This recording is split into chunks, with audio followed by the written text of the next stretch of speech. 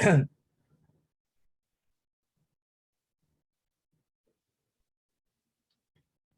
afternoon, everyone. Welcome to campus seminar. My name is Payson Tan. I will be introducing Ms. Simge Bilgen, who will be our speaker today. Simge is a PhD candidate in MPO department working in Dr. Benjamin Kurtman's lab. She graduated from Istanbul Technical University in 2014 with a Bachelor of Science degree in Meteorological Engineering and worked on climate simulations for Turkey and Med-Portex domain by using regional climate model and the bias analysis of simulated temperature fields. She did her Master of Science degree in Atmospheric Science department in the same university and conducted research on investigation of urban heat island intensity and developing mitigation strategies for Istanbul. Today, we'll be hearing her talk about the climate change and sensitivity in Southern Oceans. Simge, the stage is yours. Thank you. Sharing my screen.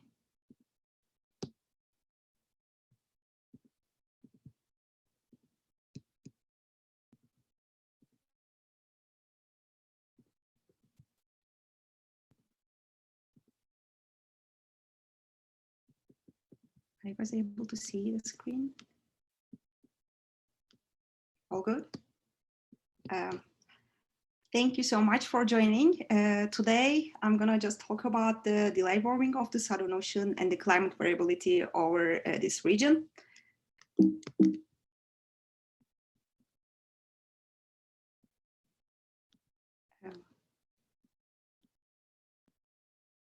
So, starting with my outline, I'm gonna first talk about my chapter 1, and then chapter 2, and then about the future work and the work in progress.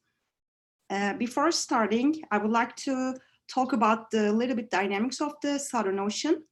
So the westerly winds combined with the Coriolis force drive the northward flow, and we know is as a Ekman transport at the ocean surface.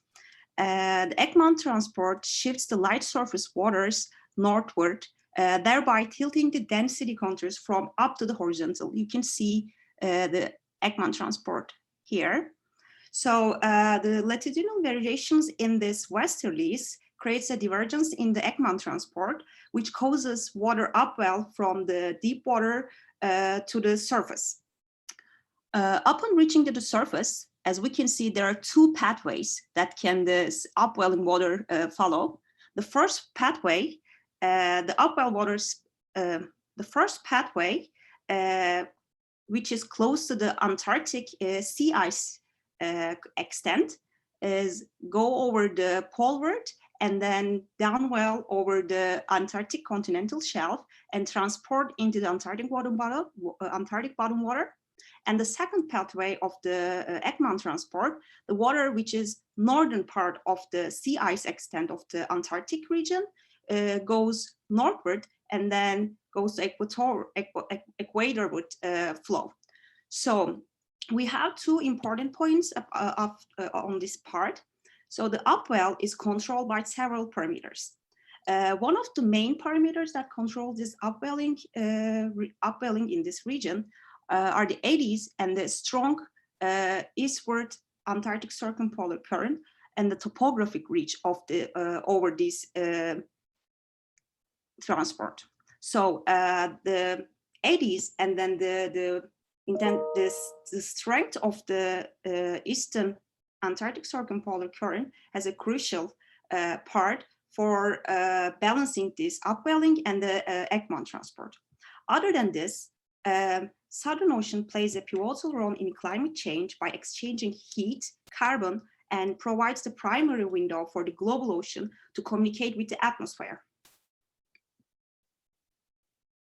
And the motivation behind our first chapter is, unlike the rapid observed warming in the Arctic, the Southern Ocean exhibited a notable multi-decadal cooling trend from the beginning of the satellite records in 1979 through 2014. These negative trends in the Southern Ocean are at odds with the greenhouse gas-induced warming over much of the world's ocean in the recent decades. As we can see from the figure, the northern part, Northern Hemisphere, has a mostly warming trend, whereas the Southern Ocean, especially the region around the Antarctic region, has a significant cooling. But we can see these in the ocean-only models or the current modeling studies, current simulations that we see in the literature. Historical simulations with coupled models, especially in the CIMIP-5, don't produce these negative Southern Ocean trends, instead show warming around Antarctica. The figure on the left-hand side is the figure from Kostov et al. From 2018 paper. They did the study with the CIMIP models, and this is the observed trend, CIMIP trend for the same time period from 1979 to 2014, whereas these are the observational estimates, and we can clearly see that not for the northern flank of the ACC, but the southern flank of ACC, especially close to the Antarctic region, we have a big inconsistencies between the observations and the climate model simulations. So when we checked some other simulations from the R4 IPCC report, we can also see this inconsistency. This figure, the figure A, upper left, shows the surface 2-meter air temperature in the multimodal mean surface temperature constructed with one realization of all available models using the historical CIMIP simulations. And the figure B shows the multimodal mean bias as difference between the CIMIP multimodal means and the climatology from area interim. And the C, the upper left plot shows the multimodal mean of absolute error, again, between the CIMIP models and the area interim data set. And the last plot, lower right, shows the inconsistency between area interim JRA data set and the CIMIP. So as we can see, in most areas, the multimodal mean agrees with the reanalysis within 2 degrees, but there are several locations we can see the biases are much higher, and like the high elevation over Himalayas, around the Greenland region, close to the Arctic shelf, upwelling regions, and the Antarctic region. So these are the regions, the bias is way higher compared to the rest of the world. So not for the sea surface temperature, we also have the same problem for the bottom potential temperature variable for the CIMIP models. So the figure on the left-hand side shows the time mean potential temperature in Southern Ocean. Figure A shows the observations, and from figure B to P shows the differences between individual CIMIP models and the observations. So bottom water properties assessment in CIMIP-5 shows that about half of the models create dense water on the Antarctic shelf, but it mixes with lighter water and it's not exported as bottom water.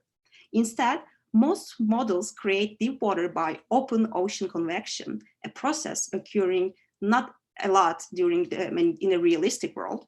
So, and then this thing leads to an error in deep water formation and other properties in the Southern Ocean. And the plot on the left-hand side shows that the zonal mean SST error in CIMIP-5 models. And as we can see from this plot, the largest errors in the sea surface temperature in CIMIP-5 models were found in the mid and high latitudes, especially from the south part of 40 south to 90 south. So that's why we would like to focus on that part, and we try to just fill this gap, because unlike the negative SST trends in the Southern Ocean observations and the reanalysis data, the current literature models doesn't directly show this change. So that's why we would like to just use the both low resolution and high resolution models and try to just assess the model, how model affects the greenhouse gas response in Southern Ocean. So to close this gap, we examine the 1960 to 2005 Southern Ocean sea surface temperature and the other near surface variables in coupled coupled general circulation model and evaluate the possible causes of the model's inconsistency and ability to reproduce this observed cooling. So, let me mention about the experiments that we have. So we can divide the experiments into two parts. First set of the experiments are the non-resolving experiments, which has a 1 degree ocean resolution with two different assessments. First one is a transit simulation with observational estimates of atmospheric composition 20th century level. So which means for the first set of experiments, we are using the observed CO2 levels. And for the second set of simulations, we examine the change for the year 2000 constant greenhouse gas simulations, which we can also say fixed CO2 or equilibrium simulations. And the same things, we just check the same model with same setup, but this time only difference is with the ocean model, which is 0.1 degree. And again, for the evolving CO2 level, and again, for the 2000 level, constant CO2 level. And then we compare the results with the observations. So for the surface observations, we use the Hadley Center HUD ISSD. And then for the vertical profile, we use the Hadley Center data reanalysis again, but this time EN4 data. So as I mentioned earlier, so these are the plots from the observations. And this is the SSD trend for the non-eddy resolving CIMIC models. And we're trying to figure it out the high resolution case for the same setup. So how we estimate the response of the SSD to greenhouse gas forcing? So the first set is with the evolving CO2, which we can see with the green dashed lines, basically the observed CO2 for the 20th century. And then we have year 2000 constant greenhouse gas forcing. So basically for all experiments from coarse to high resolution, we took the difference between the transit response and the constant composition control runs to see the mean change over the Southern Ocean. So for the next step of the presentation is going to be always with the same setup, basically the year 2000 constant level CO2 forcing minus transit forcing. So this is going to be same for the both eddy resolving and non-eddy resolving parts. Here we have some results. These figures show the specially resolved annual average SSD response comparing to fixed CO2 and then the transit CO2 simulations. The first one is from our LRC model, which is the low resolution and non-eddy resolving with 1 degree ocean resolution. And the second plot shows the observations from Hadley Center, HUD ISSD. And the third plot shows the 0.1 degree eddy resolving simulation from CCSM4. So as we can see, the CIMIC model broadly captured the observed changes of the 1960 to 2005 with the band of rapid warming along the ACC's northern flank.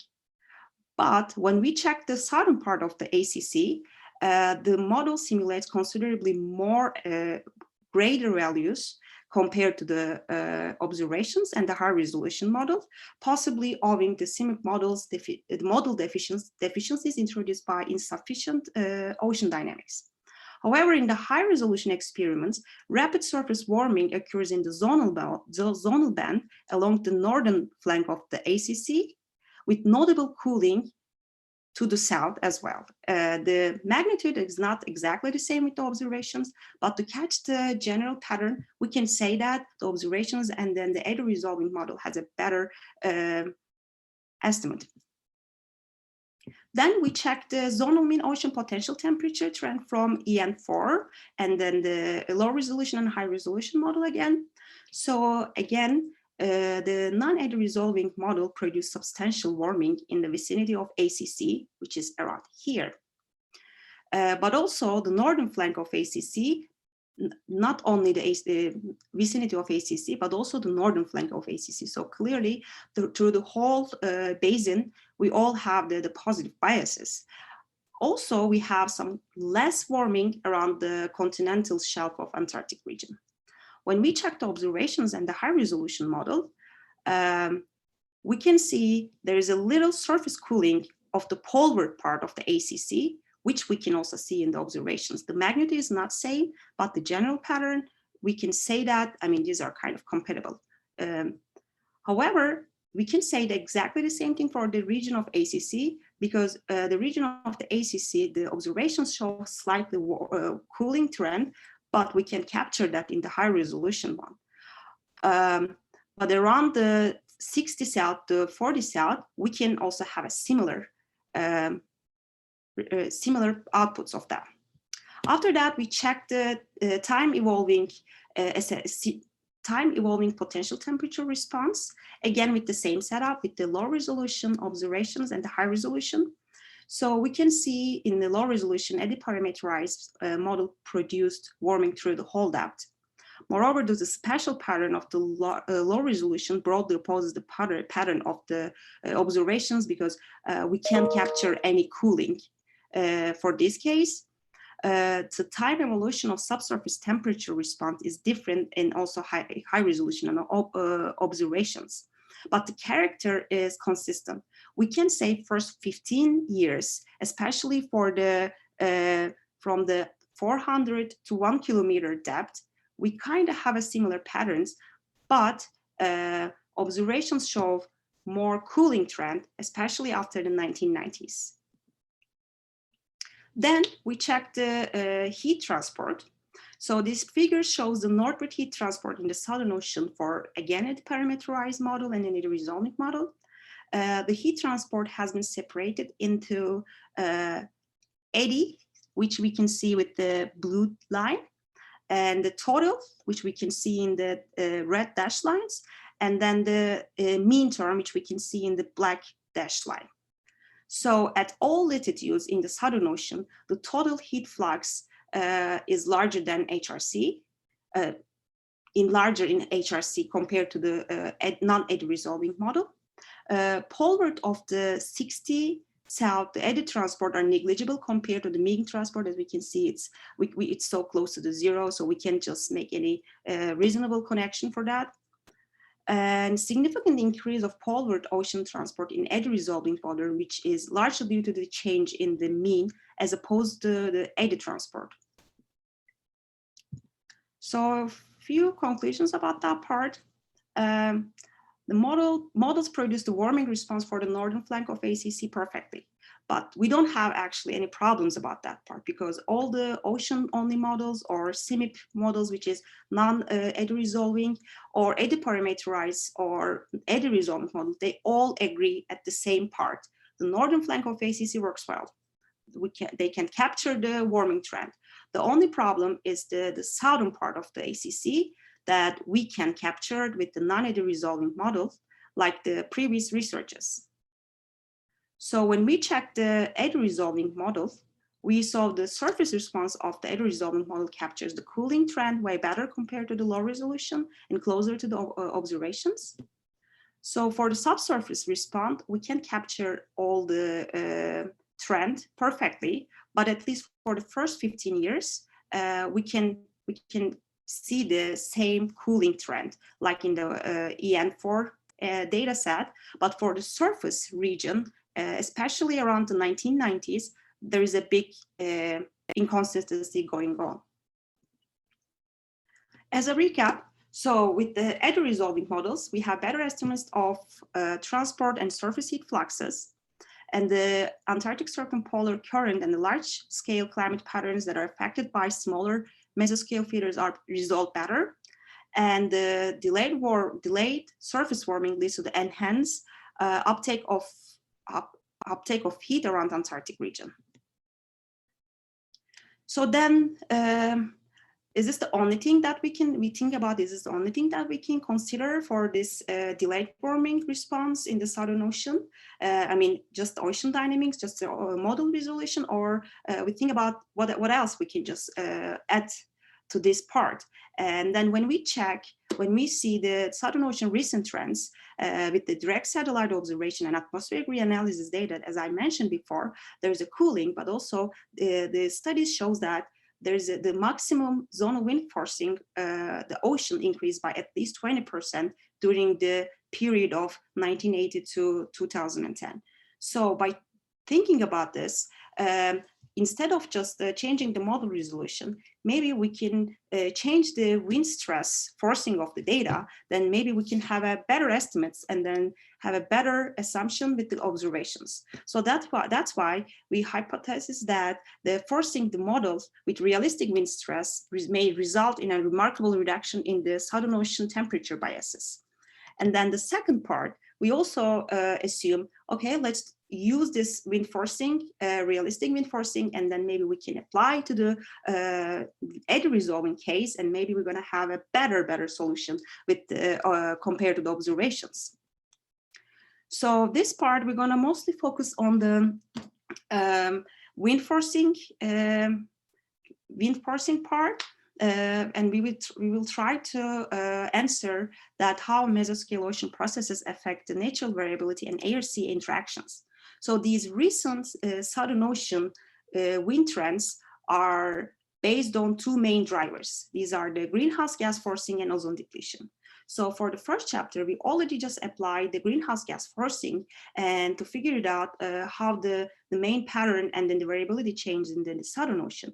And for that part, instead of just applying greenhouse gas forcing and ozone depletion separately, we're going to just apply the wind forcing, basically the conclusion of these greenhouse gas forcing and ozone depletion over the Southern Ocean area. So to do this, we applied a flux override experiment, which is also called as mechanical decoupled configuration. So basically, the CCSM or the other coupled models, each day in these models, wind stress, which is tau generated by the atmosphere, is passed through the flux coupler and then used to force the ocean component. So basically, this is our wind stress, and atmosphere is passed through the flux coupler first, and then it uses to force the ocean. So there is just this process. It doesn't go straight to the ocean when we consider the regular simulations in the CCSM4. But the thing we do, basically, when wind stress is passed through the ocean, the modified code overrides the wind stress with prescribed wind stress from a specific forcing file.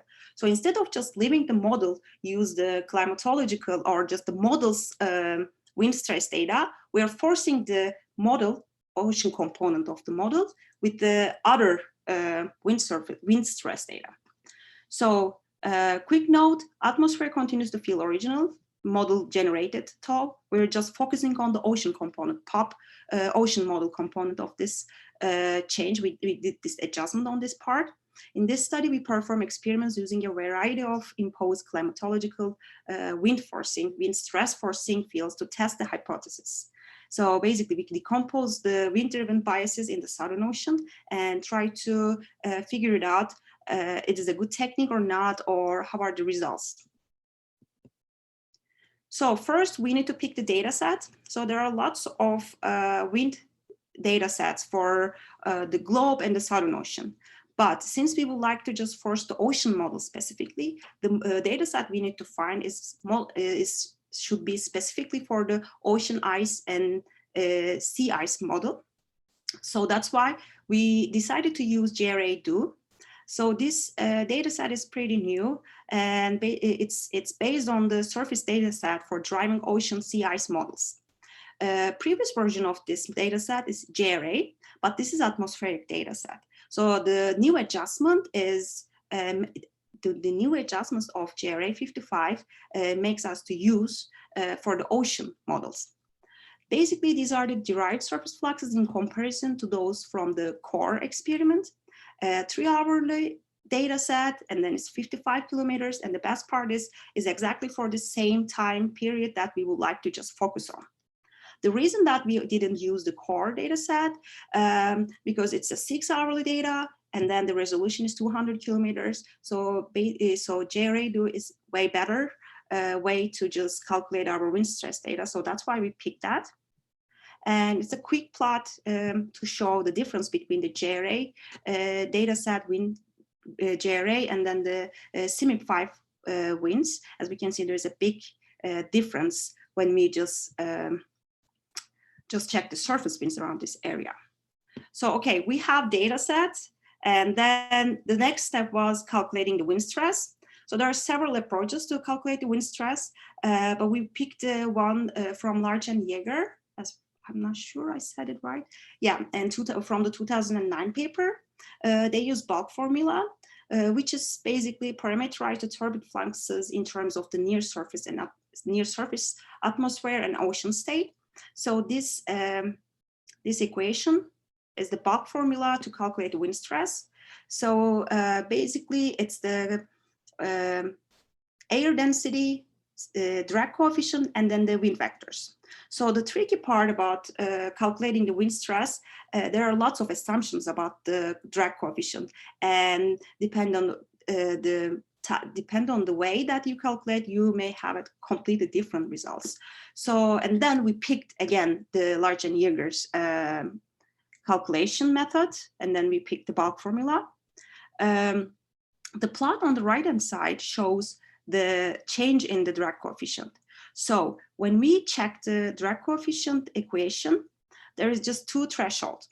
If our wind speed is less than 33 meters per second, we need to pick this equation.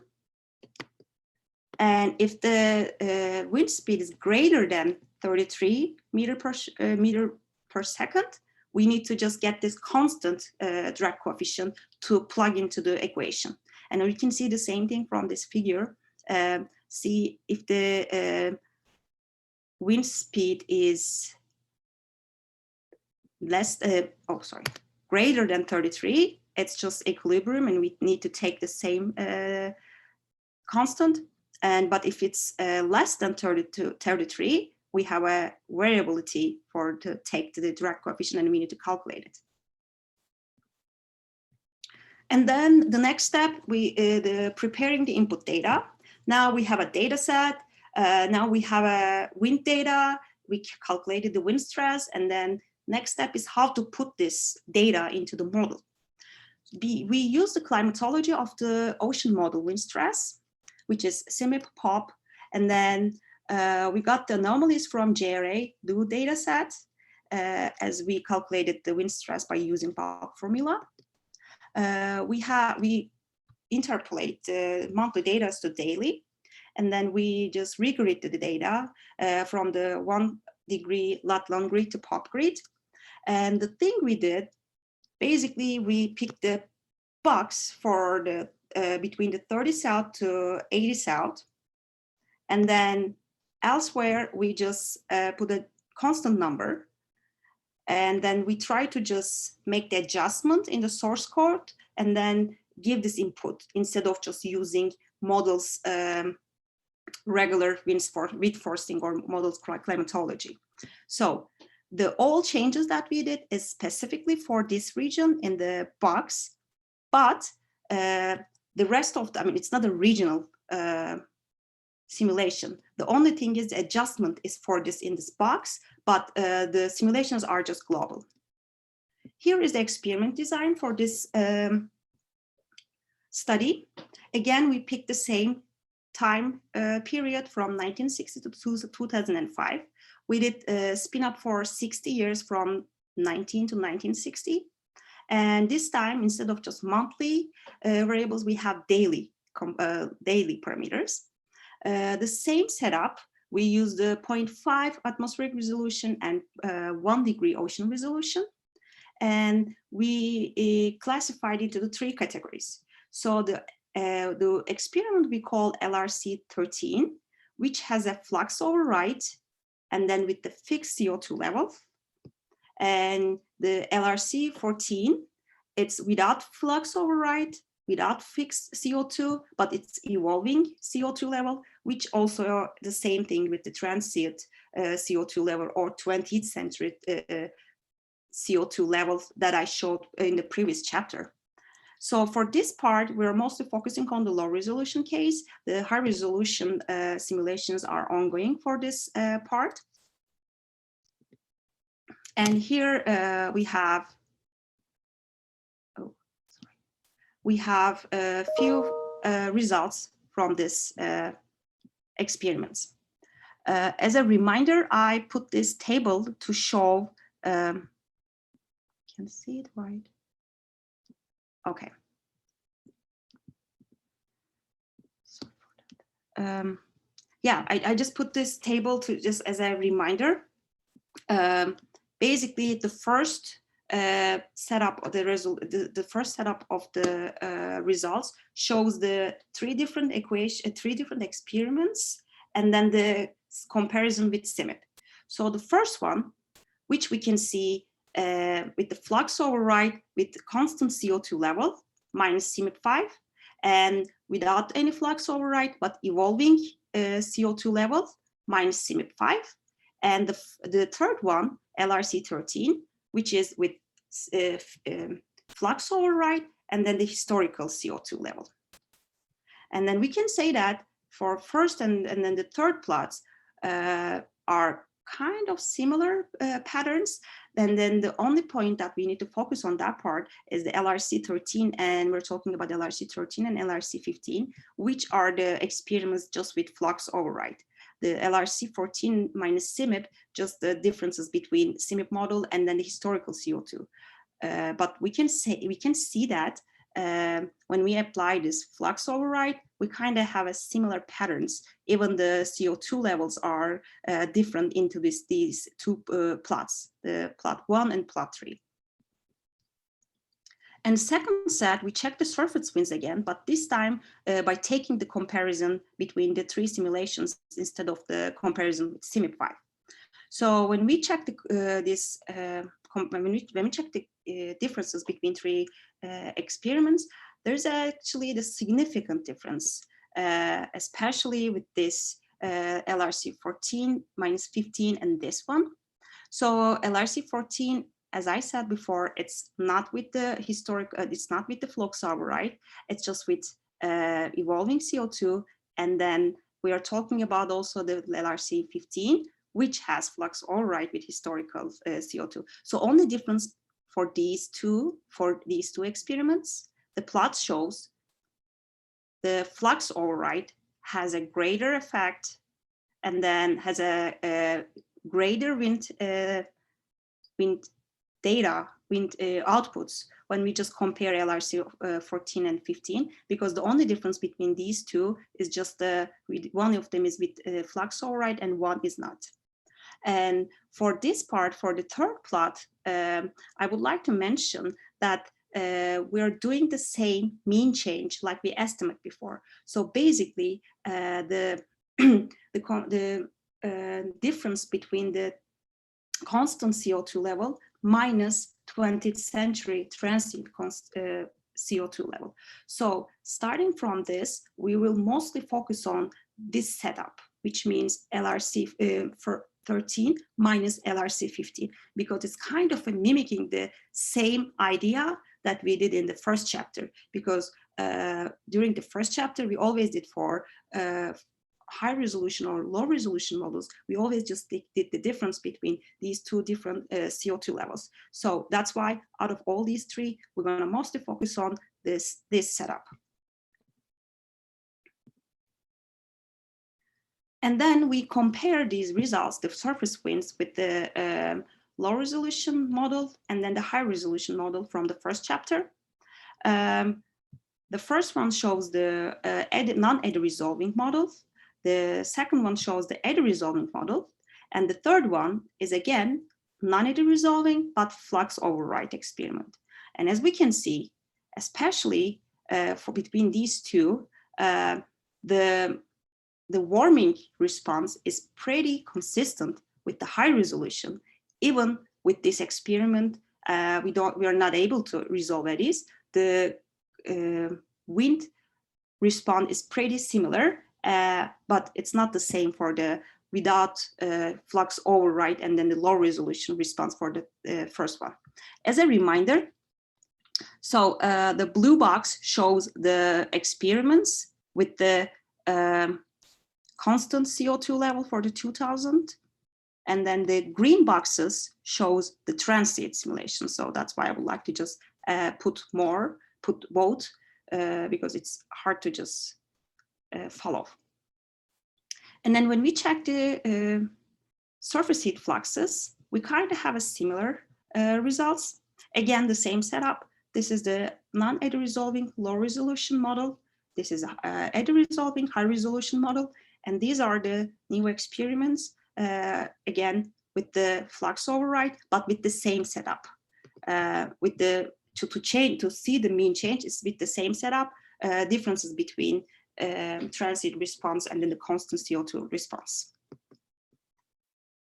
When we check the sea surface temperature, we also have interesting results over there.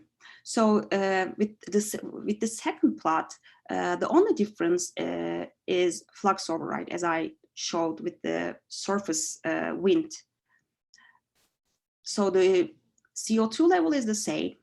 Both of them has evolving CO2 level, but the LRC14 has no flux override, whereas LRC15 has flux override. So basically, when we take the differences between these two experiments, this plot shows the cooling trend whenever we apply to flux override, and which is quite interesting for us. And then after just checking the low resolution experiments with each other and the CMIP, we also just compare the sea surface temperature results with this with the results from the first chapter, again, the non-eddy resolving and eddy resolving. And as we can see, which is pretty consistent values with the eddy resolving one, and then the non-eddy resolving one has not exactly the same results, but we can see by the help of this flux override experiment, we can see there is a less warming or slightly little cooling trend, specifically for the southern part of ACC, which we can't capture with the low resolution ones. I mean, not only the near Antarctic region, it's also pretty consistent with the northern flank of ACC and then the ACC region. The magnitudes are so similar, and the pattern is pretty much so similar.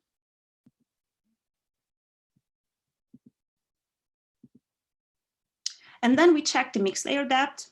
So all experiments show a similar pattern comparison with CMIP-5. These three represented three different experiments and the comparison with the CMIP-5. But they're not, I mean, we can say that for the sea surface temperature, if we can connect this to sea surface temperature response. So they show kind of a greater or a higher mixed layer depth for this region, for three of them, which may lead us to have a less warming around this area. These are the results from the high resolution model. So the regions where we have a higher mixed layer depth for three experiments also has a regions to cooling effect, which means that even without eddy resolving part, with this forcing helps to have a better estimates, and then the results are getting closer with the high resolution model. And then we check the deconsel. So the westerly is a main driver for the mean deconsel threat, which can transport the greenhouse gas induced warming to the north. And eventually it causes the delayed Southern Ocean warming. So whenever the the westerlies is quite similar, and while the deconsel strength in eddy resolving model, as we can see, it's deeper, but the magnitude is not that big. It's deeper, but the values are greater, especially in this model. And then we can say that the ocean eddies can weaken the deconsel response to the wind, and not with the higher resolution. We can also say the quite similar thing for this two low resolution cases. We can say weaken the deconsal response to the wind, and thus lead to the weak warming trend north of the ACC in the wind forcing experiments. And these are the wind surface winds, and these are all connected, so that's why I would like to put there. And again, these are the zonal mean ocean potential temperatures. I show these three plots from the in the previous chapter, but this is the new part. So basically, the upper left shows the non-eddy resolving low resolution models, which also we said as a CMIP model. And then the upper right shows the EN4 data set. Lower left shows the high resolution model, eddy resolving model, and the lower right shows our experiments as flux override applied experiments. I already mentioned about it, but we said observations and high resolutions, especially for the subsurface part, has a quite consistent values for the observations and high resolutions. And then whenever we apply this experiment, we can also have a pretty good estimates. And even this experiment doesn't resolve eddies, we can still catch this pattern, especially for the northern part of South 60 South, and even for the southern flank of the ACC, we kind of have so similar results with the high resolution model. Even there is no eddy resolving, but which means with the wind forcing experiment have realistic sensible heat fluxes, and even it's not able to resolve the eddies, we still have realistic values and getting closer to the high resolution or the observations without just applying a higher resolution. And then we check the time versus depth, basically time evolving temperature response for the same region. Again, the upper left shows the low resolution models, and upper right shows the observations, and then high resolution, and there's new sets of experiments. And pretty interestingly, we again catch the same response, especially for the dates before 1980s. For a subsurface temperature, we still can't capture the same near surface response with the observations, but we also couldn't find the same response. We couldn't find the same pattern with the high resolutions one as well. But the main point of these plots, even we don't resolve eddies, we are able to capture most of the observed trends over this region, and from 1960 to 2005.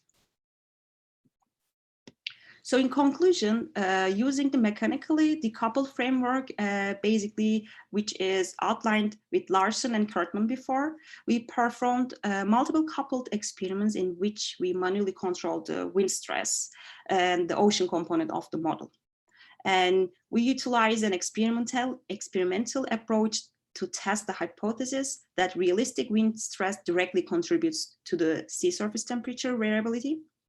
When the ocean feels realistic wind stress, which means the variability is controlled by primarily thermal fluxes, so the biases are improved. We saw this from the same resolution models, the same low resolution non-eddy resolving models, but when we compare these two experiments, basically with the same CO2 level, same CO2 forcing, the only difference is the flux override experiment, and we have a really big biases between flux override low resolution versus non-flux override experiment. And by implication of flux override experiment, non-eddy resolving simulations show significant improvement and prone to show more consistent results to the eddy resolving model rather than the CMIP5 models. And the improvement of the simulations is not just due to the eddies, but is also due to the observational wind stress forcing. So as I mentioned before, the reason that the eddy resolving models have a better estimation and closer results with the observations. They're good at just resolving the eddies, and also they're just showing the more realistic surface heat fluxes, and it contributes to the all air-sea interaction and feedbacks. But without using the resolved eddies, we can still have a better estimation or reasonable explanation to have the results closer to the observations, because by forcing the model with the realistic wind stress, we are basically giving the more realistic surface fluxes, and then that's why we're having better results compared to the previous low resolution ones. So for the next steps, after the flux override experiments, we're going to focus on how SAM and greenhouse gas forcing on multiple time scale. So basically, SST has a step function response to step change in this Southern Annular Mode. We're gonna just apply the same experiments with wind forcing to assess the time dependency of the Southern Annular Mode, because it's the main extratropical pattern and the driver for the Southern Ocean. And then recent trends shows that there is intensification, polar intensification of westerlies. So that's why we would like to just outline and then just apply the same methods by using two different time steps. And then we try to answer what changes to the Southern Hemisphere ocean circulation have been caused by substantial increase in zonal wind stress, because we did before the models wind stress, and then for the second chapter we tried with the realistic forcing, realistic wind stress, and then we try to just apply the substantial increase in the wind stress, and then try to figure it out the changes over the Southern Ocean. So to do the next step, we assume the models need both realistic SAM anomalies and realistic greenhouse gas forcing, because SAM is dependent on the models. I mean, it depend on the models, and the forcing also affects the variability of the SAM perturbation. So we try to figure it out, the Southern Ocean response to the Southern Annular Mode on multiple time scales. And then we're going to apply the step function.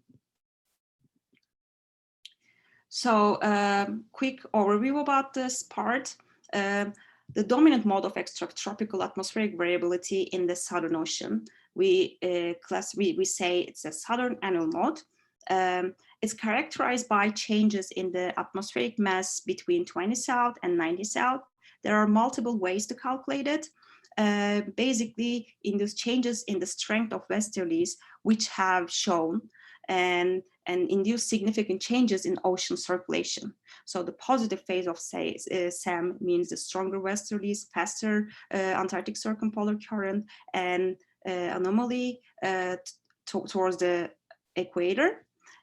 And then whereas the negative SAM, it corresponds to the weaker westerly, slower Antarctic circumpolar current, and the Ekman transport anomaly moving from the elevator, and the sea level decreasing towards Antarctica.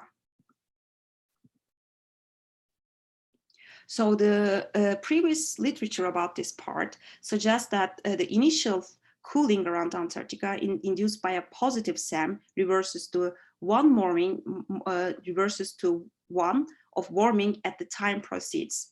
So basically, we can classify the response of this Southern Annular Mode into two categories. One of them is a fast response, which is dominated by Ekman drift, which is basically a surface-related part, whereas the slow response is mostly because of the Ekman upwelling of warmer water, so it takes longer time. So that's what we were trying to just figure it out for the next steps. We're gonna just conduct the research for these two time step response with our greenhouse gas forcing plus flux override experiments to capture the fast response and slow response, because slow response shows the warming trends over this region, whereas we assume that we're not gonna have warming, and then we're expecting to get a delayed warming or cooling trend even with the slow response. So that's why we aim to just move our research into this topic for the next steps.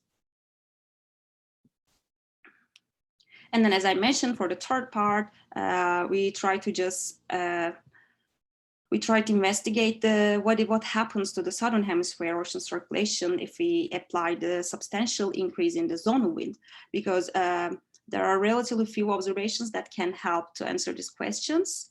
We need to have observations for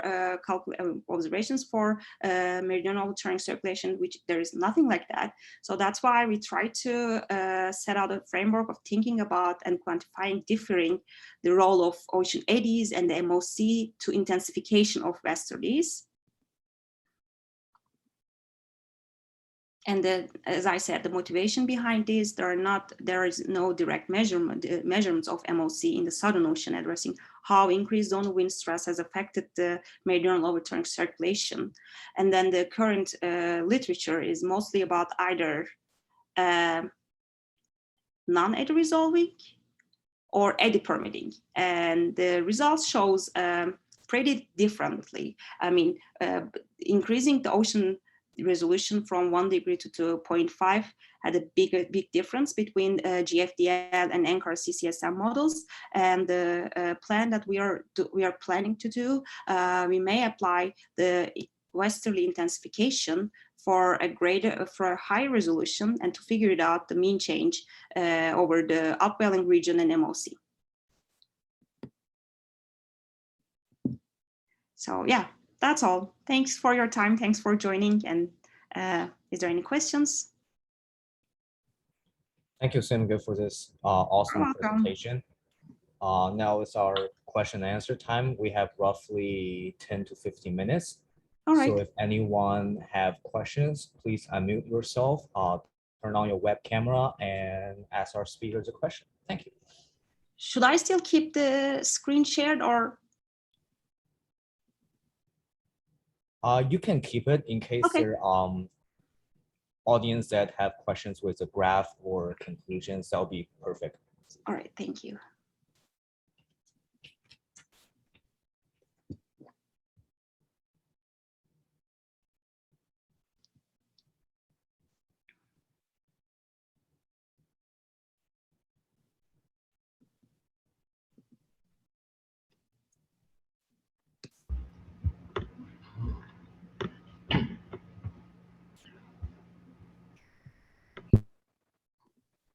I think I have a question. This is Natalie. Can you hear me? Hi. Thank you for a very good presentation. Thank you for all your help, Natalie. Thank you. I just wanted to try to understand what is the mechanism for the decreased warming. Is it the increased mixing because of the stronger mixing because of the increased wind stress? We didn't see it in the mixed layer results, I think. So I just put one mixed layer results, I mean, to show the difference between the CIMIC models and then the experiments. And for all these 3 experiments shows greater mixed layer depth compared to the CIMIC 5.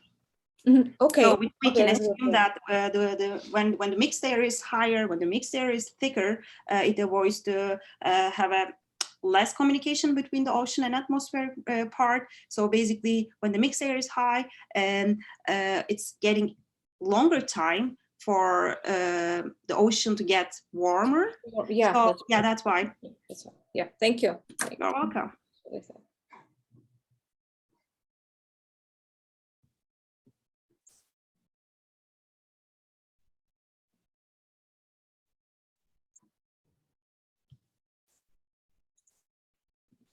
Anyone else?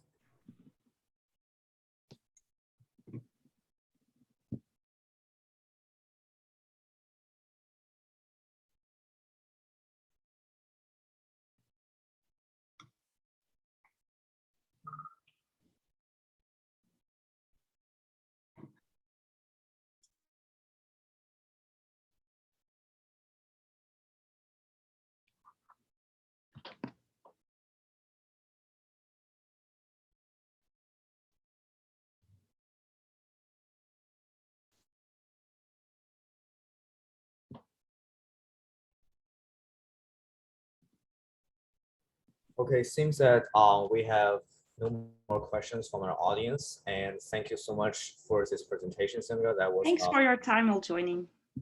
it's our pleasure to invite you here, and thank you everyone for being here, especially our speaker. And our next seminar will be this Friday, September the 3rd at 11 a.m. online.